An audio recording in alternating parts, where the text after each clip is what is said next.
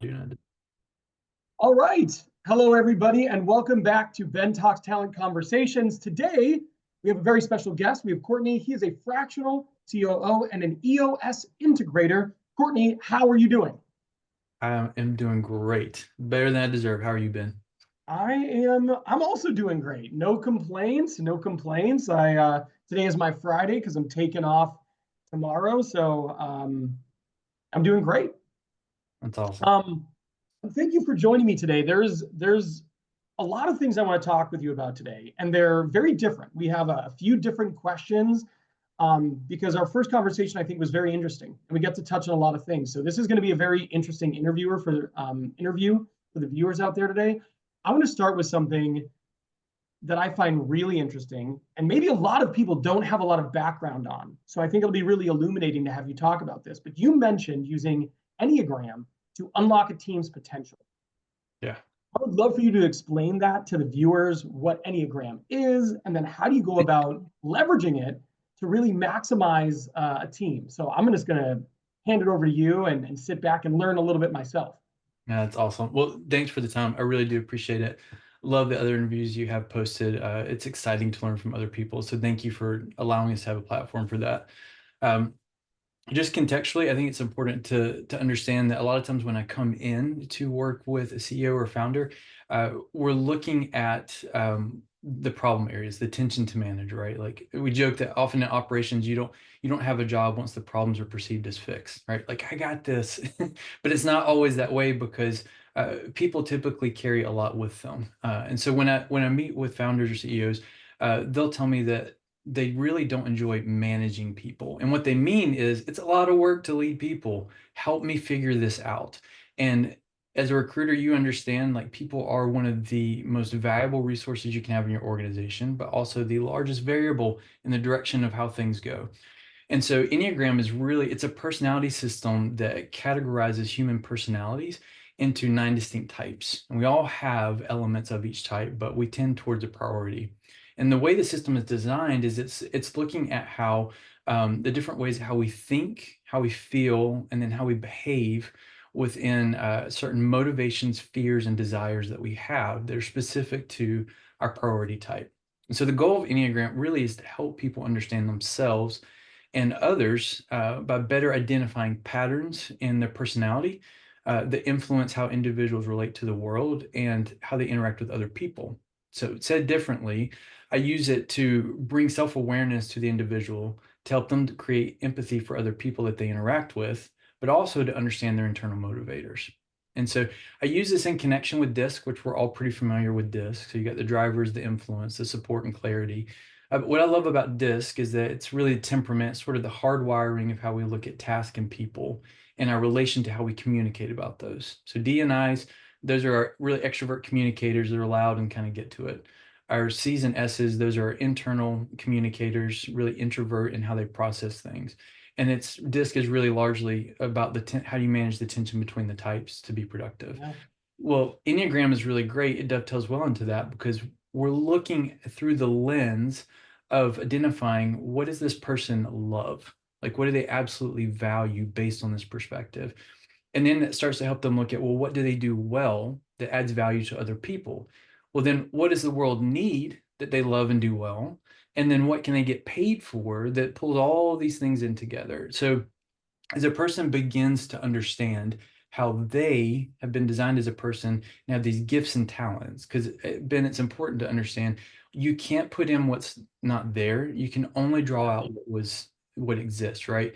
And so many bad leaders or bosses look at a person and think, oh, I need them to be this, instead of really understanding, are they capable of what I need them to do, right?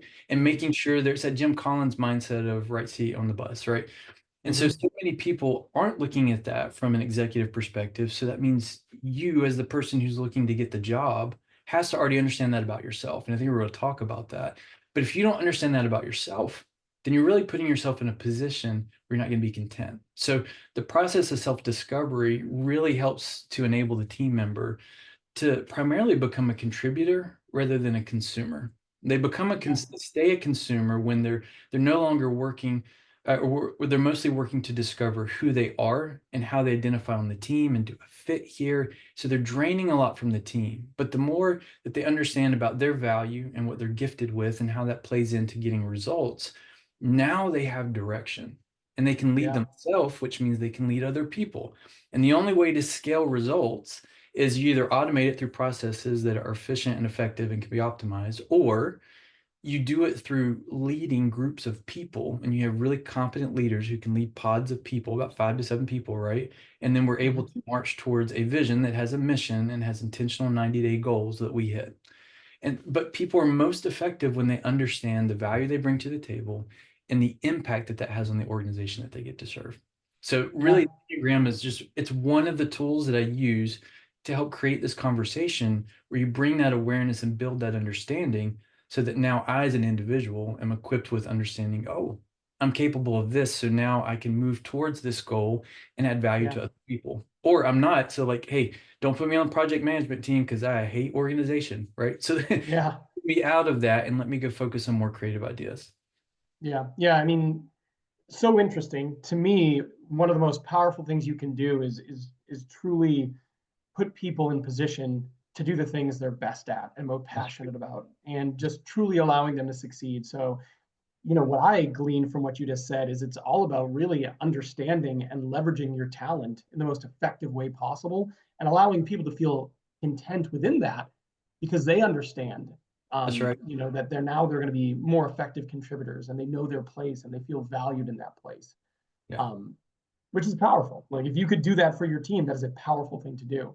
it's good, man. Um, One of the things you mentioned in our first conversation that I thought was really, really interesting is the challenge of navigating tension, specifically, as an employee, if they feel like they have a boss who doesn't understand them, doesn't manage them the way they might want to be managed, and just navigating that difficult scenario. I get a lot of requests to make videos about when is it time to leave your toxic job? How do I deal with a toxic boss? How do I? And I think there's so much appetite for that topic on how do I deal with a boss who maybe you perceive as challenging or as an issue. I know you have a pretty robust perspective on that. I would love to hear you maybe just give some advice to anyone out there who is Yeah, watching this right now who maybe has a difficult relationship with their boss. What would you recommend they do? man, that's great. And there is a ton of discovery you could do. There's a ton of things to read, and it's sort of discerning. How do I know what's the best thing to read? How do I know this is pointing me in the right direction? And so there's a lot of different approaches. I think a lot of it has to do on your worldview. Some people are more centered towards an element of faith, and so that drives how they look at this. Some people really have a lot of trauma in their life, and they're sort of reflecting that on, or pushing that on their environment and their circumstance, and they're exaggerating problems that barely exist, right? And so there's all these things. The way we get around and through all of that is building that awareness. That's why the awareness aspect of the DISC and Enneagram and other formats, predictive index, all these things are really important, because we need to understand us as a person. Are we healthy? Because we might be the toxic element. So let's assume for a second that the individual, the team member, is healthy, right? If you're going through a what is perceived as a really toxic environment, and maybe there's evidence that it is really toxic, and I'll hit on that in just a second. Uh, I'm so sorry you're going through that. It sucks. It's terrible. It's stressful. It's exhausting. It's depleting who you are and the value that you bring to the table. And at worst, it's probably causing you to really doubt and question yourself and your identity as a person, and that it's really terrible. And I am very sorry you're going through that, but there is a way out of that as well, and you actually hold the power to being able to direct that. I've gone through that a few times. Just a quick story, and again, it's some bullet points here. I was working for an organization once, and inherited a new leader because the leader I had rolled off to something else. And so everything my team was doing got rolled up under this one leader. And I remember sitting down in one of our sporadic one-on-ones, which a good leader is going to have consistent one-on-ones with their team member.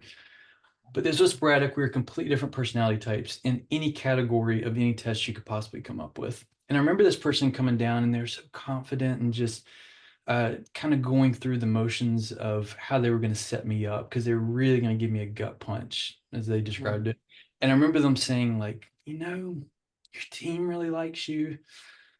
I mean, your VPs think you're getting good results. Like, I don't know what it is, man, but I just don't like you. And I'm like, what? All right, well, let's Wow. figure that out, right? Like, so I'm an Enneagram 1, which is the reformer. I have this internal critic who never sleeps, who's always telling me, work harder, be better, do better, right? So that element already exists with me. I don't need Yeah. somebody who holds my livelihood in their hand to say, I just don't like you, right? And so I poked on that a little bit and really tried to explore that seek to understand mentality of like, why don't they like me? What am I missing? And basically, the net of the conversation was they just didn't like me for whatever reason. They didn't see Yeah. my value and they weren't willing to put the energy in to try. Ben, it's okay if we don't like people that are on our team because sometimes we do inherit team members that just require a lot from us. It's not okay to say to their face, I don't like you, period. You need to Yeah. frame it differently. It needs to be I'm really struggling to understand and get along with you. And here are some things that are a blocker to me being able to serve you as your new leader. Let's talk through some of these things and see if you even recognize that these are some issues, right? Again, you're building that awareness to help the talent develop. So the end of that story was I quietly quit for 8 months, worked really hard, kept my head down, worked even harder than before, cheated my family out of time that I should have been giving them at that time. My wife had just had a new baby, our third, and was really just trying to preserve being able to provide for my family while I found a new opportunity. And so when I quit, this person was floored. They couldn't believe, they were dumbfounded. They didn't even read the letter because they just couldn't believe that I was quitting, right? Yeah. And I thought to myself, like, obviously they don't understand the negative impact they had on my experience. So first, identify if you're dealing with a toxic leader at all. Now, a toxic leader isn't the same thing as a challenging boss. When I go to the gym and I see the bench press, might have an internal goal of being able to hit 250 pounds on that press. I'm not built for the gym, Ben. I'm built for the run. So it's going to take me Yeah. a long time to go in over and over and over again to get that in. So a challenging leader is coming at you probably with some healthy reasons. One, organizational growth to hit certain goals. So they need the team to perform in a certain way. They believe that you're capable of doing it, and they're looking at you as one of the tools in their toolbox to help them do that. So they're giving you that opportunity. Don't take it as a knock, it's a good thing. Maybe they see the potential in you and they're looking for it to become kinetic. And so they're wanting you to take all the things that you're good at and they recognize and put that into practice so that the team benefits from that. Again, not a bad thing, that's a really good thing. It might also be that you lack the self-awareness to understand how to deal with conflict in a really productive manner, in which case, go get tested for your Enneagram or your disc and build some awareness about who you are and what those tension points and those flags look like for you so that you can manage that conflict better. It could, and the last thing it could be is maybe you're just not passionate about what the job is anymore. You don't Yeah. have the people around you are really passionate about the mission and the vision where it's going, and like you just don't get it. Like it's just time. And if I worked for a guy one time, and I love that he said this because it was true. And I realize that even more now as a mid 40s dad of four.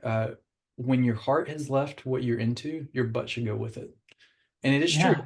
Like Yeah. it really should because you don't that M dash on our tombstone, we don't know how long we get. Put your Hmm. energy towards things that have value for other people, and you will derive value and purpose from that work. It's never the Yeah. other way around. It's never when we take from others that we find purpose. It's always when we give and serve others in what we do. So the best That's way to navigate your situation, determine if it's toxic or not, go build some awareness around yourself and how you manage conflict. I would even recommend one day sit down at lunch and reread your job description. Would you reapply for this job if the opportunity yeah. came up? If you wouldn't, why not? Is it because now you realize your growth potential isn't being put into action? Well, you need to go talk to your leader, assuming they're not toxic, and express that to them. If they're not toxic, they're gonna love it because you've tapped into your potential. You have a plan for how to go after it, and now they get to leverage it for their team to win. Yeah. Um, and when you understand what your motivations are and you're coming into work every day with that, you have purpose. You can do the thing you're designed to do and you won't question it. And the people around you won't question you either. Yeah. Yeah. That is such a piece of good advice that I've never thought of before. And I think I'm probably going to incorporate it into future videos when I'm talking on a topic. But I mean, you think about it, would you apply to your current job again? I would apply to this job again. The job I am right now, if I wasn't in it, would I apply to it looking at the job description? 100% unequivocally, yes, I would. But there have been jobs in the past where I would be like, no. And what a clear indication is that it's time to move on. Mm. So that's really good. I like that nugget. It's a good one. Um, One of the other things we talked about, and this is very pertinent to my standard viewer, is Mhm. selling yourself in an interview. And I personally don't think, and I don't think there's a way to get enough good advice on how to do this. Like if it's truly good advice, the limit does not exist, because one of the most powerful things you can do as a candidate is effectively sell yourself in an interview. Mm. So I would love to get your perspective. You've got people right now looking to interview. They've got interviews coming up. They're going to need to sell themselves, whether they know that or not. They are going to need to do it. What is your advice for people who will find themselves in that position in the near future? And this is a great question. When we were talking before, kind of doing some discovery, I really appreciated us getting into this because I think what's happening is this next generation is really missing this key element of narrative. And Yeah, it's not, you're not telling your story. I actually don't care anything about your story, Ben, if I'm looking for you to fill a need. I care that you understand my story and you know where your talents and your gifts can fit into my story to help me solve my problem. So let's back up for a yeah, second. Worked in creative agency for a long time. And one of the things that agencies are notorious for is when a client comes in and says, "Hey, I need you to help me solve X number of problems," whatever. Agency says, "Oh, you little inexperienced, I got this. I'll tell you what your customer needs to hear." And typically what you get is this really bloated, hubris-filled narrative about how X company is the leader in this and won this over and over and over again. I don't give a crap about what awards you have or where you got them from or how long you've been doing it. I don't care if you're mom and pop shop who's been owned that way for 100 years. All that tells me is that you don't see me, right? So yeah, think about the recruiter, for instance. Let's just take the HR person. Let's say it's HR person, company of 200 people, running 10 to 15 million, and their job is solely focused on keeping people happy at sort of a 10,000-foot view level and reducing attrition, which for people who don't understand that, that means they're retaining the people that the company has spent so much money to go and hire because it is expensive to get good people hired, to get anybody hired. It's yeah, expensive. So there's a whole, the culture stuff and all the steps and all the things that they're going through. Bridgewater is a hedge fund company who has a really good process for how they've hired and one of the lowest attrition rates out of any company in the field of what they do. And a lot of the advice they give around it is really just taking through this clear process, right? So the HR person has already got a process for how they're going to evaluate you, the recruiters, whoever, right? The important thing, the most important thing that you can do as an individual who's interviewing for the job is you have to understand everybody has a story where they are the hero and you find value in becoming the guide and you are trying to lead them in an exercise where you help them see that you solve their external, their internal, and their philosophical problems. Super simple to explain this. External problem is the thing anybody can solve most of the time. It's the thing that's most obvious, right? In this case, HR person, I need to fill this role. I got a deadline, it has to be done. Internal problem is it's sort of this tug and pull on a person's ability to do something well. HR person is, I want to fill this role in such a way that I don't have to fill it again for a long time, right? Because I don't want yeah, it to really test my capacity to get these things done. The philosophical piece is sort of you versus the world. What is wrong in the world that I feel like needs to be fixed? So for the HR person or the recruiter, it's if I don't do this well, then I'm not as good as I said I am, and the company won't believe that I have the value that I believe I have. And now yeah, who am I if I'm not identified in that, right? And so if you understand that as somebody's applying to the role, now you can go in and position your application, whatever it is, right? First of all, read the job in its entirety. I've done a lot of recruiting over the last 6 months to help other businesses. People do not read the job description. So read that first. Go through, do a little bit of like 10,000-foot analysis of what are the bullet points that you actually hit, and then jot down results that you've accomplished in those areas so that yeah, when you enter the conversation, you become the silver bullet. Nobody wants to watch Star Wars if Luke Skywalker never believes that he can take out Darth Vader and the Death Star and solve all the evil problems in the world and become a Jedi. Nobody wants to watch that story. It's boring. He just goes home and cries, and Darth Vader takes over the whole universe.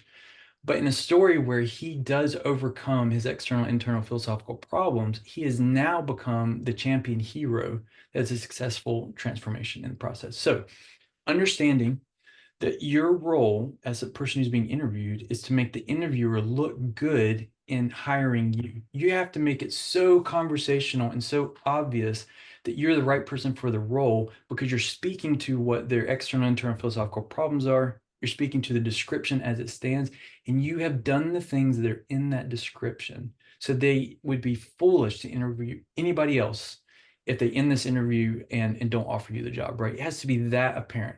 Now, I'm speaking in that's sort of a unicorn fashion, right? Like how often does it actually happen that way? The truth is, recruiters are inundated with tons of applicants right now because of where the economy is.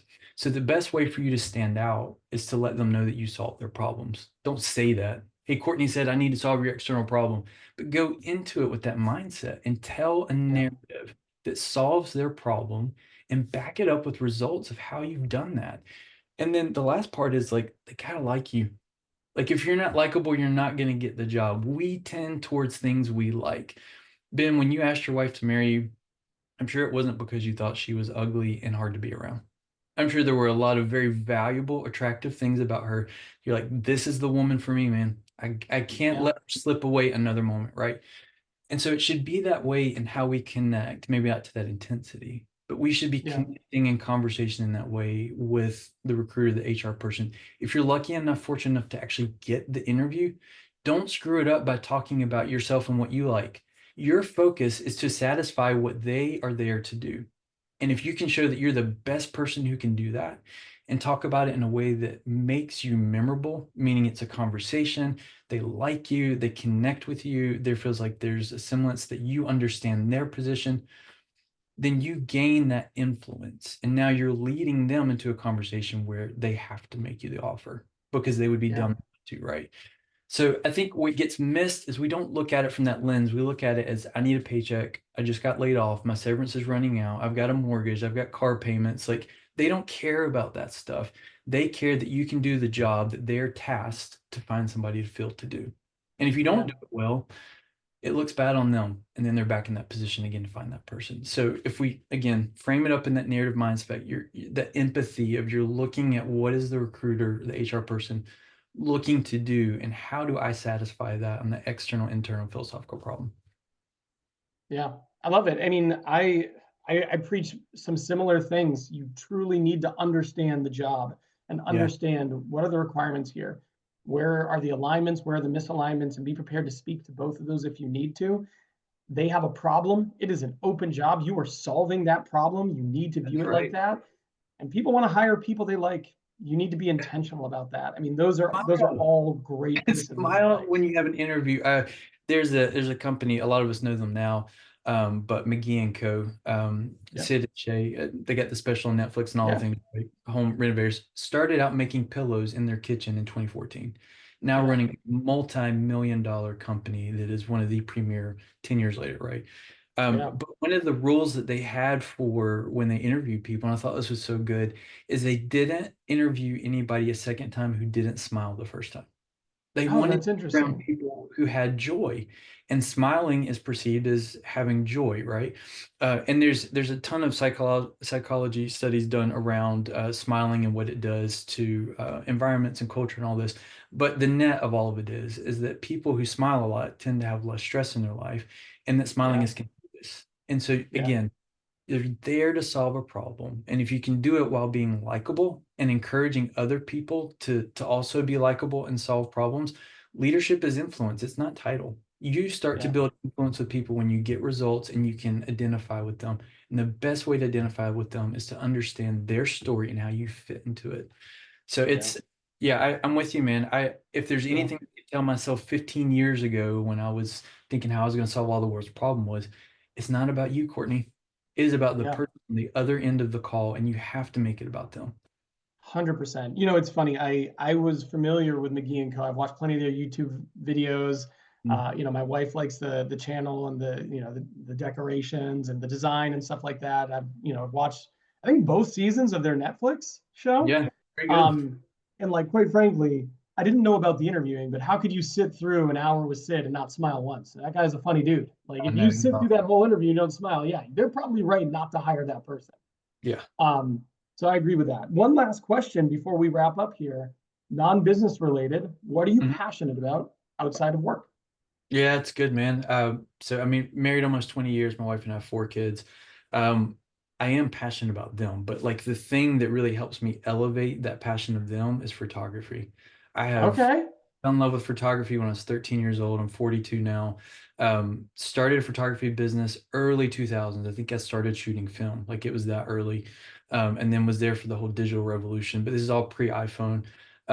Did that for a long time. It's always been a part of where I've gone and what I've done. I've got film cameras that are more than 100 years old that still function, which is great. Oh, wow. But my primary focus is I love Canon products. They're incredible. I've got a 1DX Mark II that I shoot on the regular for pretty much everything for what we do as a family. I don't do paid photography really anymore. And then a couple 5D Mark IIIs is kind of backup to different things. Ton of lenses, like it. That has been my, like some guys have cars, Yeah. cameras. That's my vice. But what the exclamation point to all that is that I have over 100,000 edited photos of our kids over 20 years, which sounds daunting, but it's all organized and cataloged in Lightroom, and it is perfectly systematically placed. And then every year, what I do is design a 250 page um, sort of book album from a company called Artifact Uprising. They have great products. I designed an album because I was a graphic designer for years and gave that to my wife as part of her Christmas present. And really, it's Oh, a wow. look back on everything that we did as a family that year. And it's been really encouraging because she jokes that she has a terrible memory. I don't think she does, but when you've got four kids and there's a lot that goes on, it's really hard to remember those experiences for everybody. Yeah.